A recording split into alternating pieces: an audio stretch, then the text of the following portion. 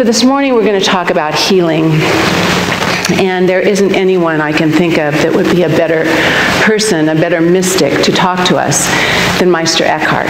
Meister Eckhart, now let me tell you just a little bit why he's really important here. He was a German Christian mystic who lived between the 13th and the 14th centuries. And his words are as powerful today as they were back then. How many of you have studied a little bit of Eckhart Tolle? Lots of us, right? Well, Eckhart Tolle wasn't born with the name Eckhart. He was born with the name Ulrich Leonard Tolle. He was so transformed by the wisdom of Meister Eckhart that he changed his name to Eckhart Tolle. Ernest Holmes, the founder of our teaching, says that Meister Eckhart is one of the most classical examples of pure mysticism and in the simplest form that has ever been presented. He is as deep as Plato and as simple as Jesus, and a student of both. Catholic Church didn't think that, though, forever. They excommunicated him 200 years after he died. He got to be pretty important for that, I guess. It's just because he puts things together so passionately and, in such a way that they really touch the heart, and it was hard for them to figure out what he was saying. 200 years later, they decided they figured out what he said, and they didn't like it. Well, one of the things was, he said, God never had one son. The Eternal One keeps begetting and giving birth to newness, new things, sons and daughters all the time. They didn't like that so well. So here we have the teachings of Meister Eckhart to teach us. And as Emily said, that Meister Eckhart taught unity and equality and oneness. Ourselves with God, and he said, the eye in which I see God is the same eye that God sees me. My eye and God's eye are one. One eye, one seeing, one knowing, one love. And that's what he taught. He said the first thing that God does, the first outburst of God at any moment is always compassion. That's the first thing, and that's how we know if we're living in our oneness with Spirit. You know, I thought about that. When I'm upset with Kirk, I don't think the first thing I say is, oh, I love you so much. But I'm going to try it, babe. I thought I'd try it next time. Does that sound like, okay, I think you'd like that. I mean, what would that be like? It's when you are the most amazing person I know. You know, we should try that. Eckhart has something here. But he taught, definitely, the power of the heart. The power of the heart. The power of the intellect only gets us so far. It's the power of the heart that brings us that equality and unity that is the healing this world needs. And how do we get to that place where we let our heart be the guide in our life? Because as he said, Spirit, God, lives right at the door of our heart. Right there. We have to be open and willing and receptive to it. So the first thing you and I need to do is start emptying our minds of all the things that keep us stuck. I want to tell you, the teachings of Meister Eckhart really, I was going to say saved me, but they didn't save me. They lifted me out of this funk this week. You know, Joanna Macy, who is a beautiful elder in our world today, and she's an eco-philosopher, and she's a theologian, and she's just this beautiful woman who cares so deeply for the earth. She's an author, and just to give you a hint, if you don't know her, who she is, one of her books is called Widening the Circle. Another book is called Active Hope. And, they just have these beautiful titles about bringing people together for good. Well, she says we're now in a time of the Great Turning. The Great Turning. And it's a time for a revolution. The Great Turning is like the agricultural revolution, the industrial revolution, the technological revolution. It's a time that there's a great turning. But this revolution is a revolution of consciousness. It's a time for us to be thinking in new ways. Have you ever gotten anything caught in the spokes of a bike or the blades of a fan, like your blow dryer in the hair, you know? I feel like I got caught in the great turning instead of rolling with it, being in the flow of it. Do you know what that means? It means you get really, really, really, really, really, really busy. It's all up here. And the sad thing is I knew it was all up here. I couldn't get out of my feeling of busyness and overwhelm and all this stuff. And I'm like, would you stop it? And I couldn't. You know, you can hear yourself, but you can't. And a dear friend and teacher of mine came over, and we were going to be talking about Meister Eckhart. And when we read the words that he talks about, it opened my soul and calmed my mind. Meister Eckhart says, with a quiet mind, anything is possible. A full mind, God isn't there. An empty mind, God is. We have to open. It's like Spirit is always there for us, guiding and directing. We are the outpicturing of Spirit, right? God and I are one. God is all there is. We know all that. But we have to be open and receptive to be that vehicle. How can Spirit write on a mind that's full, right? Creativity, potential, abundance, love, goodness, all the qualities we know. It would be like an artist trying to paint on a canvas that's already painted on, or a writer trying to write on a page that's full. The words become indecipherable and meaningless. Or if we have a little Etch-a-Sketch and we're drawing on that and it's all filled up, how are you going to create anything new? You and I need to be practicing detachment, letting go, freeing ourselves of the things that keep us stuck. Does anybody know what I'm talking about at all? Thank you. I think we're sort of all in this together. This great turning is going very fast, and we need to be able to keep up with it. Now, it's not about, I want to tell you what, this is a quote by Meister Eckhart that I love. Spirituality is not to be learned by flight from the world.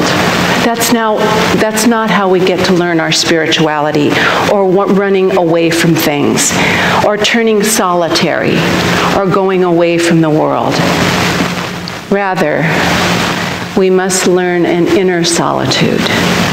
An inner solitude wherever we are or whomever we're with. We must learn to penetrate things and find God there. Wow. What a beautiful thought. What a beautiful idea to keep realizing that we can find spirit, tranquility, beauty, peace wherever we are if we have the practice and discipline to do so. If we have the practice and discipline to do so. If we have the practice and discipline to do so. It's always there for us, but we have to detach ourselves and clean ourselves so we're open and available.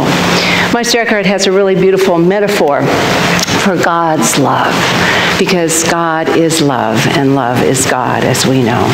And he says that God's love is like a fish hook. Not one we can see, but like a fish hook. And it lays in wait for the fish, that's you and me, to take the hook. When the fish bites the hook and swallows it, the fisherman can bring in the fish, bring the fish home. But if our minds are so busy and our lives are so full, we miss that invisible hook that's always there for us. To return home, to find love, to remember the greater picture. And I think this next piece is probably why Ulrich Leonard Tolle chose the name Eckhart, because the other thing that Meister Eckhart says is you can't get a quiet mind anywhere but in the present moment. Now is all there is. And this now is ever evolving, it's eternal, and it's forever new. So if we live in the now, things are always new and there's possibilities. There is no yesterday and no tomorrow. He also says, not in this little quote, but he also says that a quiet mind is free from worries, free from guilt, free from hanging on from the past, free from seeking things we don't know, but is free to just open to the newness that's available right here. So we have to detach from the busyness. And then I think one of his most famous sayings is, let go and let God be God as you. Let go and let God be God as me right here, right now. Let go of all the stuff that keeps us separate from that. And how do we let go? Practice and discipline. We have to think. You know, sometimes when you first start, you physically unhook. You unhook the thoughts that keep you stuck from keeping open to what's available. You literally do that. I mean, I know I used to unhook all the time. I should have tried that this week. Gosh, I forgot. I'll have to start doing that again. But we have to unhook from that so we're totally available for the good that is present.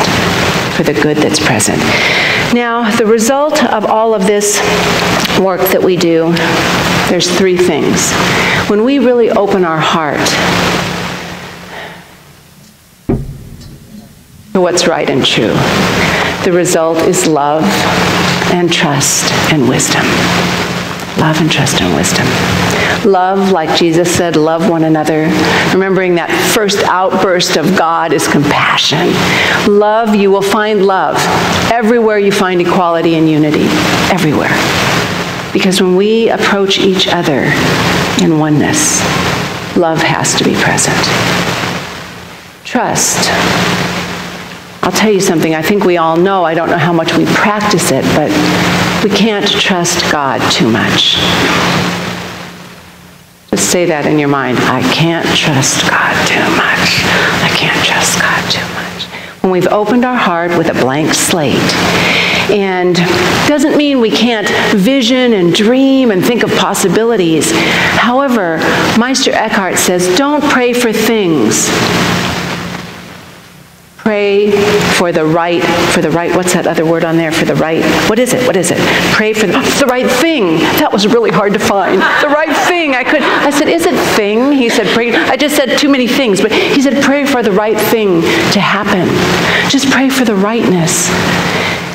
Pray for the right thing to happen. Can you feel how freeing that is? Instead of trying to control all the time, just to pray for the right thing. So if we love and we trust, there is wisdom. And the wisdom, when Meister Eckhart said, we have to be in this world. It's not about detaching from the world. We have to be in this world. And he said, wisdom is when you know the right and perfect next thing to do, and you do it with your whole heart. And you do it with love and delight. You know that what you do matters, and that's the wisdom. So I'm going to close up this little part. I said at 11 o'clock, so that's just perfect, with my favorite quote of Meister Eckhart's that I've been saying forever, before I knew the depth of who he is, and amazing being. The quote is, if thank you is the only prayer you ever say, it's enough. It's enough. We just say, thank you, God, for this life. He said, true love is when we love ourselves enough to say, I am what I wanted, and I want what I am. Don't you love that? I am what I wanted, and I want what I am. Let's try that. I am what I wanted, and I want what I am. And that means that if we love ourselves, we can love life. We can love what we do. Even if what we're doing is menial, we know that we're bringing what we have to it.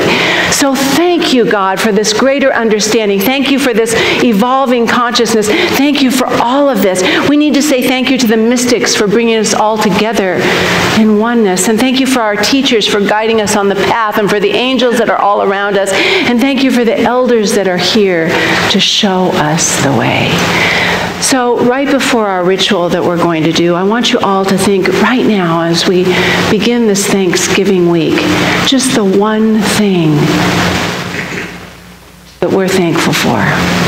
And let's just, or you know what, that's silly. As many as you want, but just not too many. And just start saying them out loud. I'm thankful for all that you gave me, Mom. And thank you for my family and all that we have, and my little dog, Rumi, and for the beautiful place we live, and all the wonderful joy in my life, and this beautiful community that's here to celebrate and grow together. How blessed I am. I say thank you, God. And let's just seal that by saying together, and so it is. So, one thing about the Order of the Sacred Earth that really hooked into me in a love way, the love hook, got me with the love hook, how happy I am to be hooked, is the importance of the intergenerational compassion and meaning. We've gotten so isolated and separated in our world. And in the book, Order of the Sacred Earth, it talks about elder rituals where we honor the wisdom of our elders and how much they have to teach. And we honor the questions of the young and the wisdom of the young. We're starting our rituals today, and I'm hoping to do it quarterly, with an elder ritual. And we have Lee Creeder, and we have Karen Crilly, and Virginia von Hartman, and June Crockett, and Richard Snyder, and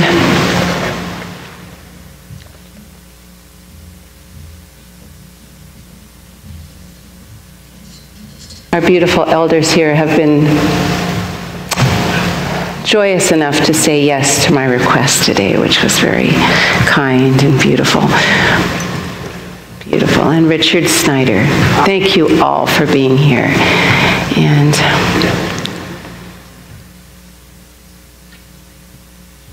thank you, Richard. Beautiful.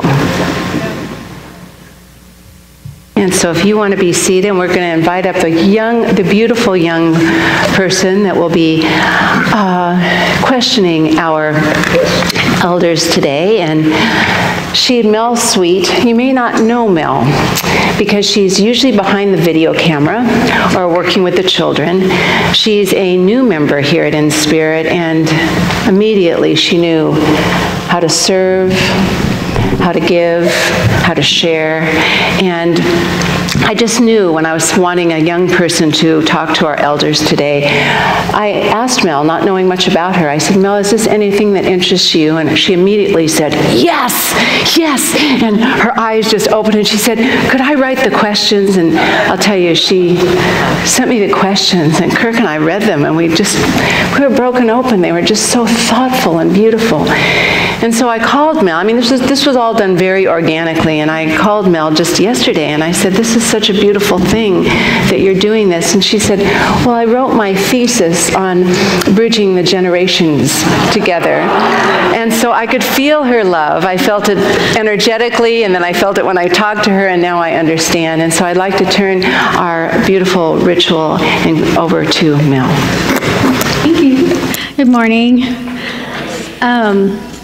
Not used to doing this, but so I wrote 17 questions. Each person got to choose 2 just for time reasons, and they get a 1.5 minutes, and then Kirk will ring a bell. Okay, and then we go to the second question, and we'll go down the line. So I hope that you guys find the questions interesting. Okay. I'm going to start with Lee. Your first question. How do you feel you are treated at this age from relatives, friends, or even strangers at the grocery store? How have I been treated? Mm-hmm. I have been treated well. All of my life. Primarily. There are times. In regard to my relatives are my family, and my family is precious to me.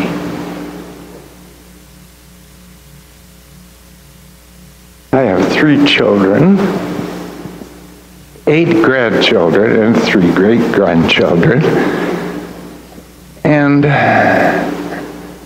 I have been treated with them in various ways, depending upon how old they are and where they are on their journey.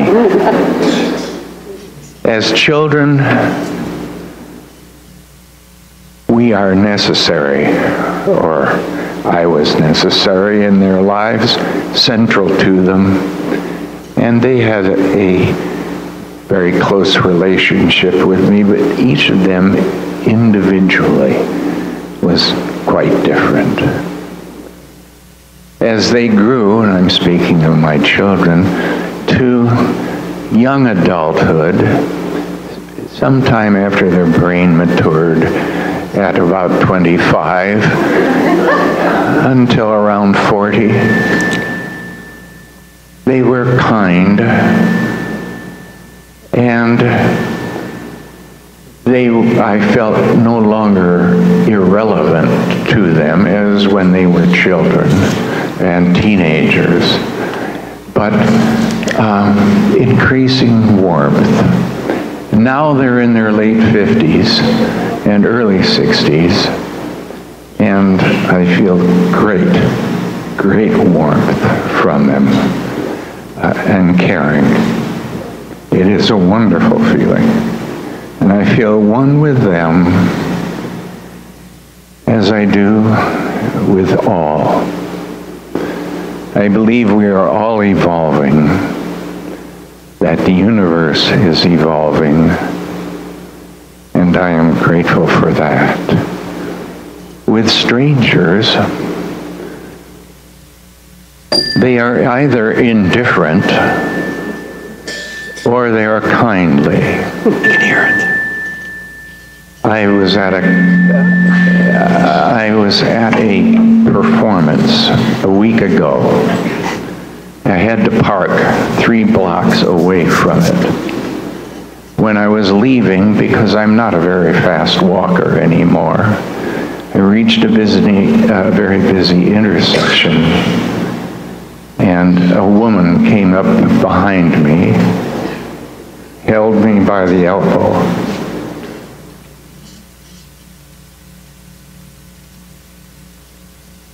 and said, "May I walk with you?"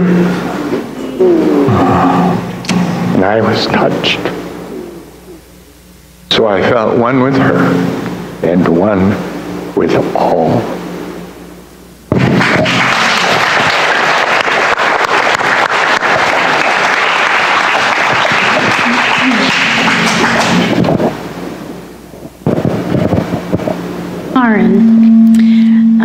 At what age did you retire?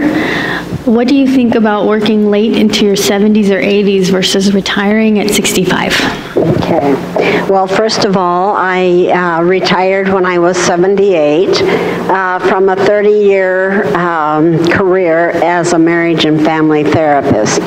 And I was so grateful that that's one field that is not judged by age. In fact, my clients felt that with age came wisdom, and I'm very grateful for that. And in terms of working later in life, past 65, I have very strong feelings about that, because work gives one purpose and meaning. And if one doesn't have a purpose or meaning after they retire, you know, what is life about? And centenarians are our fastest growing segment of our population. And if one retires at 65, that's 35 years of what? So I think it's very, very important for each person to think about the retirement and what their plan, to make a plan and to have a purpose and with meaning in their life.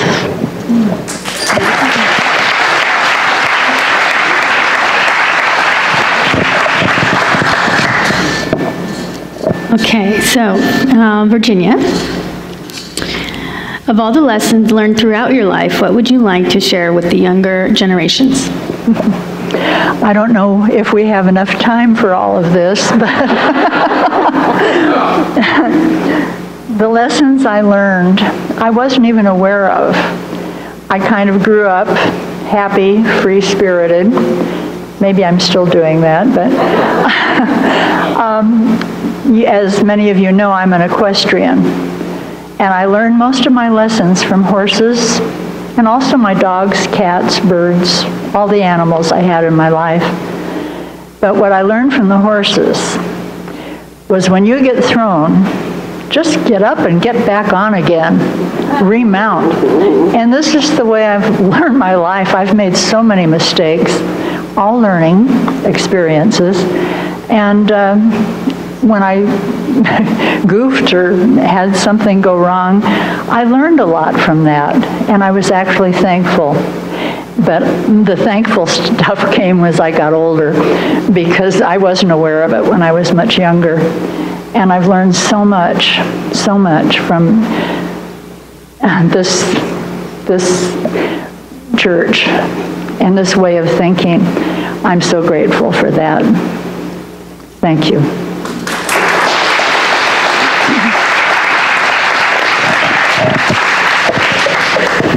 Thank you. Okay, June. Same question, June. Of all the lessons learned throughout your life, what would you like to share with younger generations? Well, one of the most important things I learned in my life is that if you can't change it, adjust.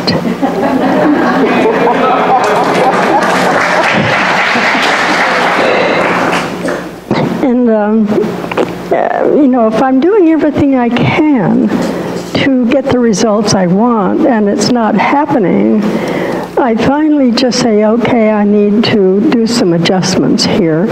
And almost every time, if I had changed the way I wanted, I would have missed something very important in my life. So my license plate says "at choice." And I keep reminding myself every day, I am at choice. And the choices I make really help whatever's coming next. And so if you can't change it, adjust.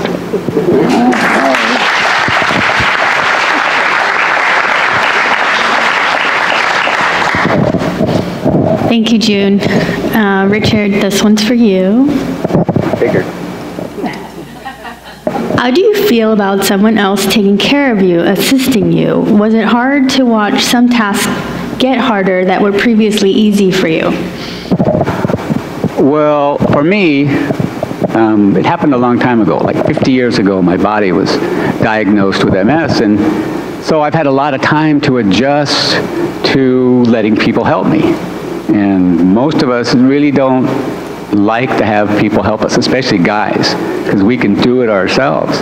But I learned that by letting people help me, I am really giving them a chance to feel good about themselves. It's something that's really been good for me. I've also realized that I'm not sick, I'm not getting old, it's just my body. And so I've given myself permission to let people help me.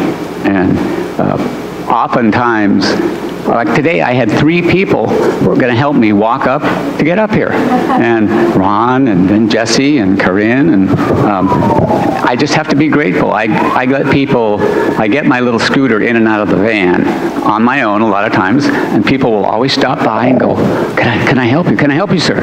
Sir, I'm sir. And I always thank them, even though I don't need help very often. I thank them, and I encourage them to keep asking people if they can help them. Don't get discouraged when someone says, no, I don't need any help. So it's only my body, and I give myself permission, and I think that's a really important part of life, giving yourself permission to ask for and get help. And so it is.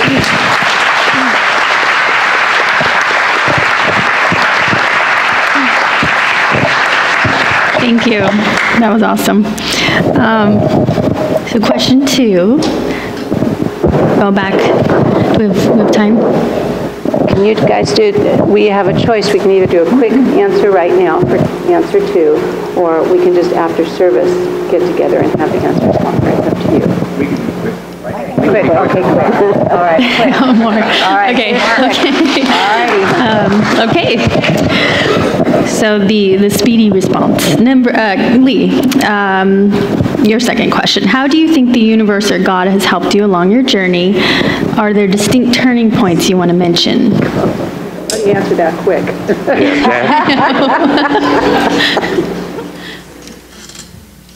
I was going to say some more about it, but the universe is perpetually evolving, and all of us in it are perpetually evolving. And it was brought to me by an animal. I was driving home one night from a church choir, and a car ahead of me ran over an animal. I stopped the car and picked up the animal. It was a cat. And I sat on the sidewalk with that cat. Then I looked around and thought it came from somewhere. And I started to go door to door asking people if they were missing their animal. And nobody was. And I came back and sat with that animal.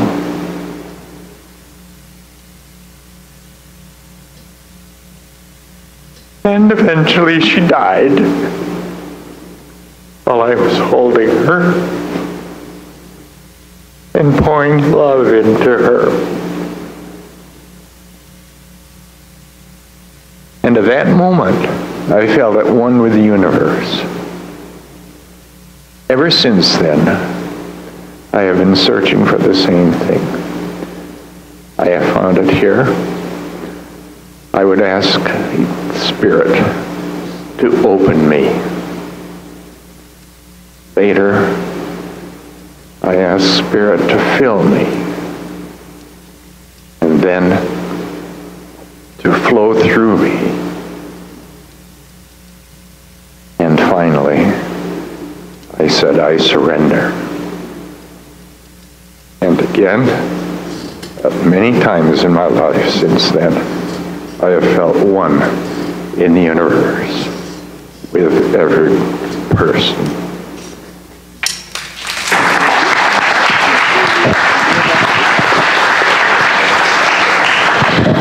Karen, okay. I was hoping someone would take this question. The question is there anything you want to tell us that we didn't ask you? Quickly.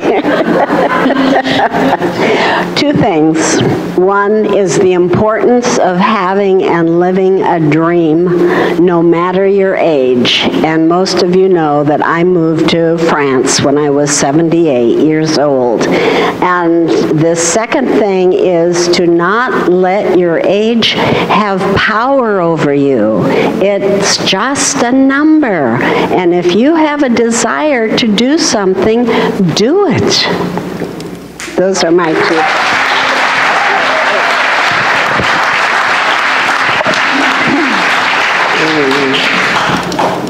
Okay, Virginia, how do you think the universe or God has helped you along your journey, and are there distinct turning points you want to mention? Well, I recognize the occasions that occurred and how I felt about the experience and how it affected me afterward. And then I have a quote from Eckhart Tolle, of all people. When I look back and see what lessons I learned and always could see the good that came of it, your life is now, and live it to the fullest.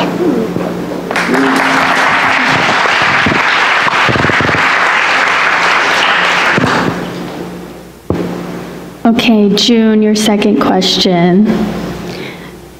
Same question. How do you think the universe or God has helped you along your journey, and are there distinct turning points you'd like to mention? I'm sorry? How do you think the universe or God has helped you along your journey, and are there distinct turning points you'd like to mention? I didn't think that was my answer, but I mean my question. It's number. It's not this one?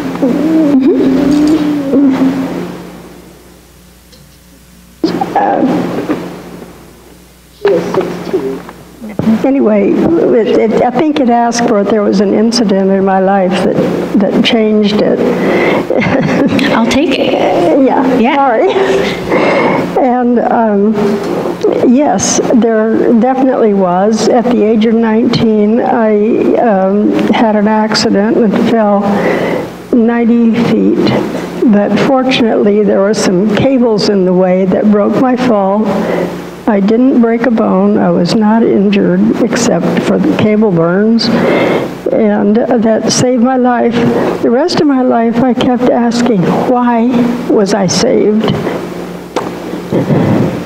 The only answer was to change what I could and not change what not work with what I couldn't, and always be a beneficial presence. That's been my motto for years. Be a beneficial present, whatever that is, to the person I'm with. And here I am at 90, and it still seems to be the answer.